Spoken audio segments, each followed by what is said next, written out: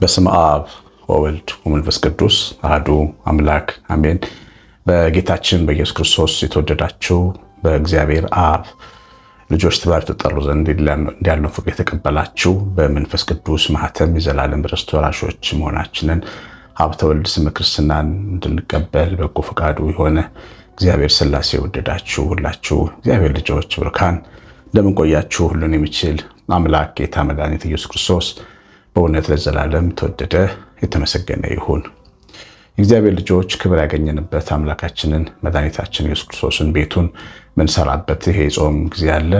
በከምባታ አካባቢ የሚገኝ ጥቂት አባወራዎች እስከ 14 አባወራዎች ያሉት በወር ወይ በሁለት ተራ እንደሚቀደስበት አንድ ካህን ብቻ ያለው ቤተክርስቲያን ከመጥፋት በመታደግ ካህናት ቀጥረን ንዋየ ቅድሳት ገዝተን ባለፈው እንደተነጋገር ነው ለመንበር ጥሩ ጌጠኛ ልብስ ገዝተን በደንብ ጥና ገዝተን ወንጌል ገዝተን አጠናክረንላቸው በደንብ ጠንከር ያለ አገልግሎት እንዲሰጥ በናደርግ መድኃኔዓለም የኛን ቤት እየሰራ የኛን ኑሮ እየሰራ ለኛ ልጆች እየሰጠ ለኛ ትዳር እየሰጠ ለኛ ጤና እየሰጠ የሚኖር የማያልቅበት ጌታ ነው። ለስሙ እኛም እንድንታዘዝ ጠይቃለሁ። 9114138 ስልኬ ላይ መልእክት ስታኖሩልኝ ሀገረ ስብከቱ ያዘጋጀልንን አካውንት ሰጣችኋለሁ። እግዚአብሔር ልጆች ደስ የሚል ተሳትፎ እያደረጋችሁ ነው። ዛሬ ጠዋትም ከእንቅልፌ ስነቃ አንዲት እናት ለአንድ ጥና መግዣ የወርቅ ወንጌል መግዣ 80 ሺህ ብር ልካልናለች። እግዚአብሔር ይባርካት። ብዙዎቻችሁ የተሳተፋችሁ ነው። ይህንን በደንብ አድርገን አሟልተን አደላድለን እንድናደርግ ጠይቃለሁኝ። ሃይማኖት ያላችሁ ማኅተም ያላችሁ ክርስቶስን ኢየሱስን መድኃኔዓለምን የምትወዱ እንደምትሳተፉ ተስፋ አለኝ። እግዚአብሔር ባርካችሁ። ዛሬ የምንማረው ሰሞኑን ስለ እግዚአብሔር ፈቃድ ተምረን ነበረ። ብዙ ሰዎች ትምህርቱን እንደወደዱት እና አስተያየታቸውንም በኮሜንት ላይ ቻለው። ደግሞ እንደገና በግል መልእክቶችም ጥያቄዎችን ጠይቃችሁኛላችሁ።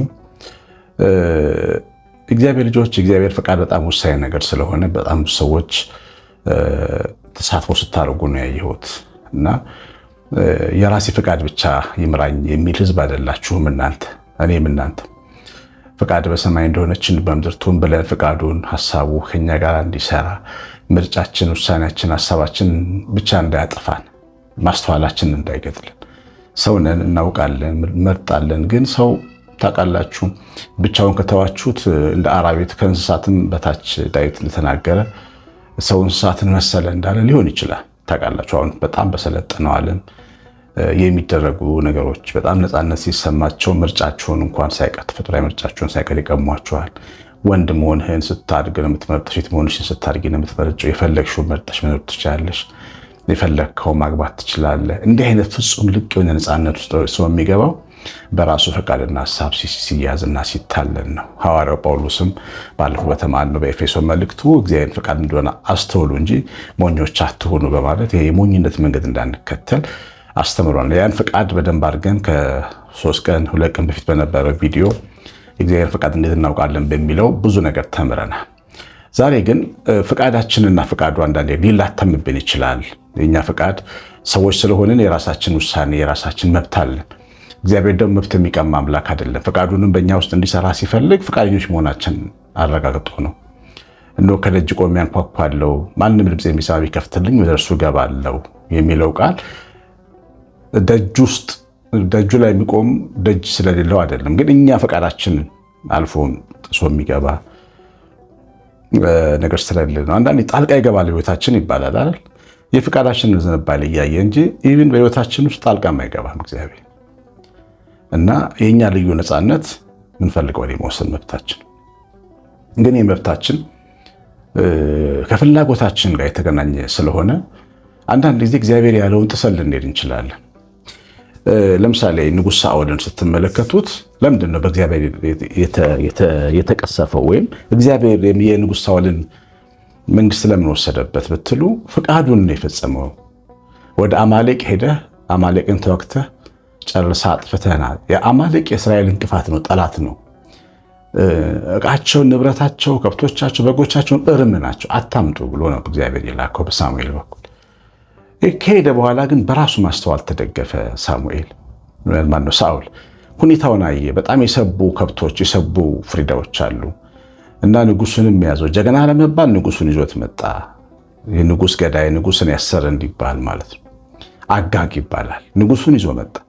እንደገና ወይፈኖቹን እያስጮኸ ወደ እስራኤል ይዞ መጣ።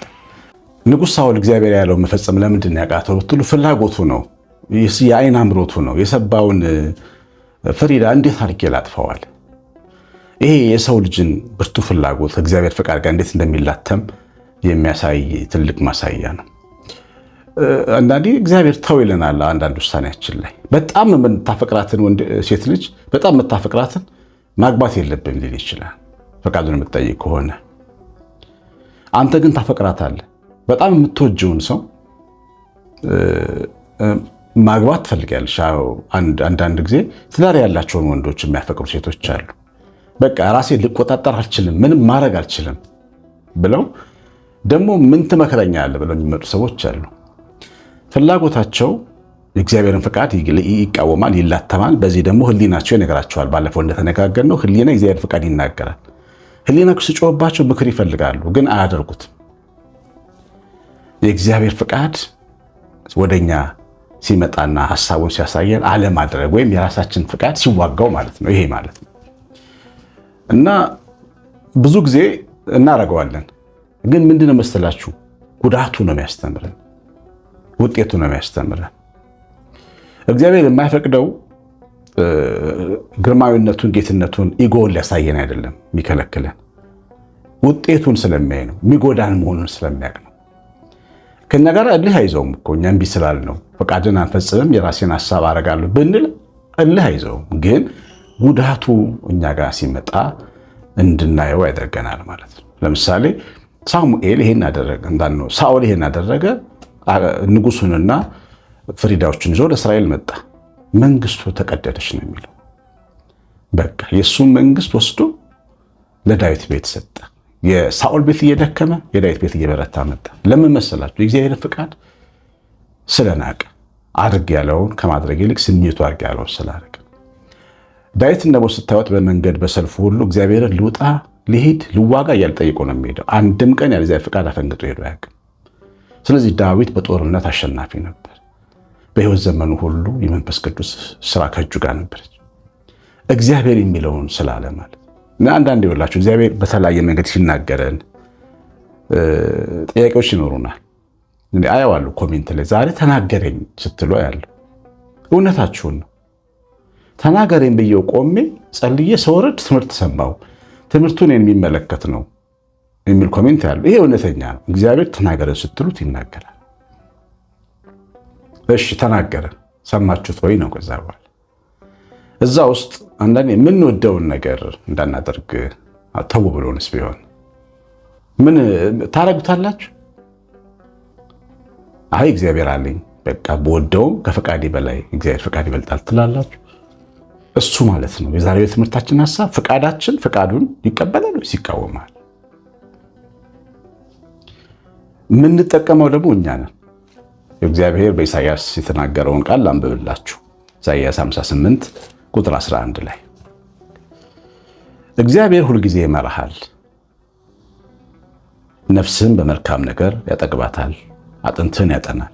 መሪ ሲሆን ወይም መፍቀድ ሲጀምር በሕይወትህ ወይም የእግዚአብሔር ፈቃድ ልክ ነው ብለህ ስትቀበለው፣ የምትወደውንም ነገር ሊሆን ይችላል፣ ልክ ነው ብለህ ስትቀበለው ይመራሃል። አንድ ጊዜ ፈተና ውስጥ ነበርኩ። ብዙ ከባድ ጊዜ የነበርኩበት ጊዜ ነውና መሄጃ አልነበረኝም። በቃ ምንም መሄጃ አልነበረኝም። ቤት ውስጥ ነው ሰዓት ማሳልፈው እና ከውጭ ሀገር ግብዣ መጣልኝ። ትልቅ ሀገር ነው። ከትልቅ ሀገር ግብዣ መጣልኝ። ብዙ ጊዜ ደግሞ ያ የሚልከው ቤተክርስቲያን ግብዣ የሚልከው ቤተክርስቲያን የሚልከው ደብዳቤ ጠንካራ ስለሆነ ኤምባሲ አይከለክልም። በቃ ስለዚህ ልቤ ምን ብሎ አሰበ፣ በቃ ከዚህ በኋላ እኔ እዚህ ሀገር አልኖርም፣ እዛ ሀገር ሄጄ ኖርማል ኑሮ እኖራለሁ፣ ልጆቼን ማበላበት ስራ ሰራለሁ። በቃ ከዚህ በኋላ እግዚአብሔር እኔን አገልግሎት አልፈለገውም ብዬ እግዚአብሔር አገልግሎቴን እንዳልፈለገው ተረድቼ በቃ በዚህ መንገድ ሌላ በር የከፈተልኝ እንደሆነ በቃ አንተ አሁን ኖርማል ሰው ሁን ኑር ብሎ እንዳሰብ አድርጌ በራሴ ትርጉም በራሴ ማስተዋል ተመራሁ ማለት ነው። በቃ ውሳኔዎችን ወሰንኩኝ፣ ተዘጋጀው። የኤምባሲው ቀጠሮ ኢንተርቪው ቀጠሮ እስኪመጣ ድረስ ያላረኩትን ነገር ንገሩኝ። በቃ ውክልና ሰጠው ለባለቤቴ በእኔ ስም ያሉትን ሁሉ እና መዝሙር ሰራው። ደህና ነው ደህና አልስትም ባፍ የሚለው መዝሙር የሰራውበት ጊዜ ነበር። ቁጥር 8 መዝሙር እሱን ቶሎ ስቱዲዮ ገባው። ለምን እዛ ሀገር ከሄድኩኝ ስቱዲዮ መግባት ሊከብድ ይችላል ብዬ ጥንቅቅ አልኩ። በቃ ስራዬን ጨረስኩ ማለት ነው። እና ኢንተርቪው በስልክ ነበር ተደውሎ ተደረኩ፣ ሰጠው ኢንተርቪው። ከዛ እንዳልተሰጠኝ ቪዛ ተነገረኝ እና ተከልክሎ አያውቅም ለሰዎች ማለት ነው፣ ለአገልጋዮች ለየትኞቹ። ለእኔ ግን ተከለከልኩኝ። እኔ ወደዛ ሀገር እንድሄድ በቂ መረጃ አለኝ፣ ግን አልሰጡኝም። ከዛ የሚገርማችሁ ያው ቶሎ ብዬ ነገሮችን እኔ ከእግዚአብሔር ሐሳብ አንጻር ነው መመራቸው። ለምንድን ነው አልኩ፣ ደነገጥኩ። ግን ለምንድን ነው የጠየቀው እግዚአብሔር? አንተ ያየኸው ሀገር ለምለም ሊሆን ይችላል፣ ለምለም ሀገር ግን ለምለም ላይሆን ይችላል። ሎጥን ተመልከተው። ለምለሙን አየና ሄደ፣ ግን ጠፍቶ ቀረ። ባዶ እጁን ነው የተመለሰው። እኔ ልጄን አገልጋይን ባዶ እጁን ወደሚመለስበት ሀገር አልሰደው። ስለዚህ በረሃም ቢሆን እኔ ያየሁት ለምለም ነው ብሎ አስተማሪ ማለት ነው። ይህንን የሚለኝ በችግር ውስጥ ሆኜ ነው። ስለዚህ በረሃም ቢሆን ለምለም ነው የሚል አንድ ግጥም ገጥም ያለ በዝማሬ ውስጥ በረሃም ቢሆን ለምለም፣ እሷን ግጥም አሳመነኝ። በረሃም ቢሆን ለምለም ነው መንገድ፣ እኔ ማሳይ ሀገር በረሃም ቢሆን። ስለዚህ ያለበት ቦታ በረሃም ቢሆን ግን ላንተ ለምለም ነው። አሁን ተቀምጬ ያንን ውሳኔ ሳስበው ትክክለኛ ውሳኔ ነበር እግዚአብሔር የወሰነው። በጊዜው ግን የኔን ፍቃድ የሚቃወምና የሚያበሳጭ ነበር የሚመስለው። ምሳሌ ነው የምሰጣችሁ። እኛ በህይወታችን እንደዚህ አይነት ነገሮች ሊገጥሙን ይችላሉ። ግን እግዚአብሔር ሲመራስ እሺ፣ አሁን እንዳልነው በረሃ ውስጥም ሆነን ምንም በሌለበት ነገር ውስጥ ሆነን ፍላጎታችንን ተጭነን አንተ ያልከው ልክ ነው ብለን እሺ አለን አይደል? ምን ይሆናል? ኢሳይያስ የሚለውን ላንብብላችሁ። ትንቢተ ኢሳይያስ ምዕራፍ 58 ቁጥር 1 እግዚአብሔር ሁሉ ጊዜ ይመራሃል፣ ነፍስህም በመልካም ነገር ያጠግባታል። መልካም ትጠግባለህ። መልካም ማለት ጆሮህ መልካም ይሰማል፣ አይን መልካም ያያል፣ መንፈስ ውስጥ ሰውነትህ መልካም ይሰማዋል። መልካም ልጆች ትወልዳለህ፣ መልካም ትዳር ትይዣለሽ፣ መልካም ዘመን መልካም እንጀራ ትበላለህ ማለት ነው። ነፍስህን በመልካም ያጠግበዋል። አጥንትህን ያጠናል። የውስጥ ጥንካሬ አጥንት የውስጥን ጥንካሬ ጽናትን የመንፈስን ብርታት ነው የሚያሳየው። ብርቱ መንፈስ ይሰጣል። አንተም እንደሚጠጣ ገነት ውሃውም እንደማያቋርጥ ምንጭ ትሆናለህ። ምንጭ ማለት መስጠት ማለት ነው። ሰጪ ትሆናለሽ። አበዳሪ ትሆኛለሽ። ሰዎች ከአንቺ እጅ እንጀራ እንዲበሉ፣ ሰው ከአንተ እጅ እንጀራ እንዲበላ ያደርጋል። አንተ የምትመርጠው የእግዚአብሔር ሐሳብ ልክ ነው ብለህ በትምህርቱም ሰምተህ በቃሉም ሰምተህ በቃ ውሳኔ ልክ አይደለም የእግዚአብሔር ሐሳብ ልክ ነው ብለህ ስትቀበል የምትሆነው ነው የሚነግርህ። ምንጭ ትሆናለህ። የሚያጠጣ ምንጭ ትሆናለህ። ለብዙ ለቤተሰብህ የምትተርፍ፣ ለጓደኞች የምትተርፍ፣ ለቤተክርስቲያን የምትተርፍ፣ ለነዳያን የምትተርፍ፣ ለመንግስት የምትተርፍ፣ ለሁሉም በረከት የሆንክ ምንጭ ያደርግሃል ትሆናለህ። ከድሮ ዘመን የፈረሱትን ስፍራዎች ይሰራሉ፣ የብዙ ትውልድ መሰረት ይታነጻል። አንተም ሰባራውን ጠጋኝ የመኖሪያ መንገድም አዳሽ ትባላለህ። አየህ፣ ሰባራውን የምትጠግን የመኖሪያ መንደርን የምታድስ ለበረከት ትሆናለህ ማለት ነው። ይሄ ቃል ሲተረጎም በረከት ይኸውልህ፣ አንተን ይባርክሃል፣ አንቺን ይባርክሻል፣ እኔን ይባርከናል። ከዛ ለሰው ደግሞ መትረፍ ለበረከት መሆን ይባላል። የተባረከ ደግሞ ለበረከት የሆነ ወደ መሆን ያደርሳል። የእግዚአብሔር ፍቃድ ግቡ በጣም ትልቅ ነው። አሁን የነ ሳራ ቤት በልጅ ሲፈተን ባለፈው ማስተዋል ትምህርት ላይ ሳራ ሐሳብ ሰጥታለች። ሳራ ሐሳቧን ማስተዋላ ፍቃዷን ጨምራለች አይደል? በእግዚአብሔር ሐሳብ ለምንድን ነው እስማኤል ጋር ማትገባው ልጅ ማትወልደው እሱን ለምን እንደ ልጅ አናየውም ብላለች። አብርሃምም ሳራን ይሻለ። አብርሃም እግዚአብሔርን የሚወድ ነው፣ ግን በሳራ ሐሳብ ሊሳራን ጭንቀት ስለተረዳ በሳራ ሐሳብ ተወሰደና ይሻላት። ግን ምንድን ነው የተፈጠረው? ሳራ በአጋር የምትናቀና የምትገለመጥ ሴት ሆነች። ተራ ደረቅ ሴት ብላ ተጠራች። አጋር ባሪዋን አቅቻት፣ በልጁ አስቀናቻት እና ሳራን እርድብን ያደረገቻት አጋር። እና ሳራን እርድብን ያደረጋት የአጋር ጥላቻ አይደለም፣ የሳራ ምርጫ ነው። የሳራ አስተዋይነት፣ ችኩልነት ነው። እግዚአብሔር ቃል በራስ ማስተዋል አትደገፍ ይላል እና አንዳንዴ እንደ ሳራ በራሳችን መንገድ ሊሆን ይችላል። እግዚአብሔር ያለውን እንተዋለን። ቆየ፣ ዘገየ፣ ተናግሮ ነበር አልሆነም፣ ብተወውስ በቃ አለቀ ብለሽ መወሰን፣ የማይሆን ሰው ማግባት፣ በሃይማኖት ማይመቶችን ሰው ተነስተሽ ማግባት፣ ቆየብኝ ምን ላድርግ፣ ስሜታዊ ችኩል ደግሞ እግዚአብሔር ፍቃድ ጠያቂ መሆን አይቻልም። እግዚአብሔር የሚጠይቅ ሰው ተረጋግቶ መቀመጥ አለበት። የሚሰማኝ ይላል አይደል? በእርጋታ ይቀመጣል። ከመከራ ስጋት ያልፋል። እርጋታ ይኖረዋል። እግዚአብሔር ፍቃድ ለመቀበል የተዘጋጀ ሰው። ባለፈውም ስለ እግዚአብሔር ፍቃድ ስንማር ተምረናል። መረጋጋት ነው እግዚአብሔር ፍቃድ ማሳየ። ችኩል ያለ ሰው ለእግዚአብሔር ፍቃድ ተገዥ መሆን ይከብደዋል። ሐሳቡና ስሜቱ ሊመራው እንደ ሳራ ገደል ሊገባ ይችላል። በህይወት ውሳኔ ማለት ነው። የሳራ ሰላም ገደል ገባ። ይዛን ቀን አጋር ተባረረች። ቤቱ ተበጠበጠ። ድንኳኑ ለቅሶ ተሞላ። ሕፃን ልጅ ከቤት እርጉዝ ሴት ከቤት ተባረረች።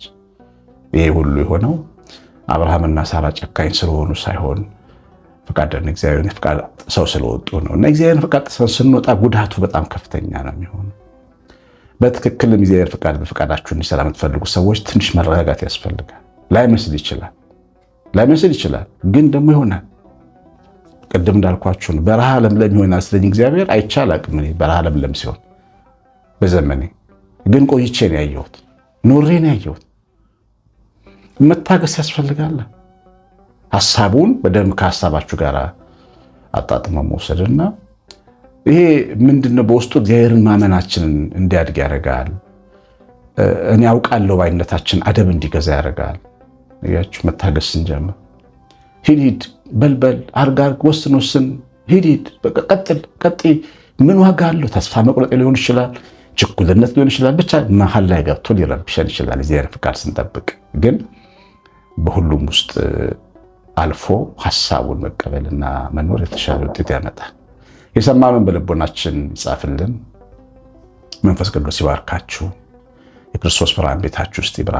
የመድኃኔዓለም ቤተክርስቲያን ጉዳይ እንዳትረሱ። እግዚአብሔር ቸርነት የእመቤታችን ረድኤት በረከት የመላ ጥበቃ አብሮን ይሁን። በትምህርቱ ላይ ያላችሁን ኮሜንት አስተያየት ጽፋችሁ ስለምትወጡ እግዚአብሔር ይባርካችሁ። ላይክ በተኑ ተጭናችሁ ዩቲዩብ በደንብ ፊት ለፊት እንዲያደርገው ቪዲዮን አድርጉ። እግዚአብሔር ይባርካችሁ። ቀሲስ አሸናፊ ገብረማርያም ነኝ። ሰላም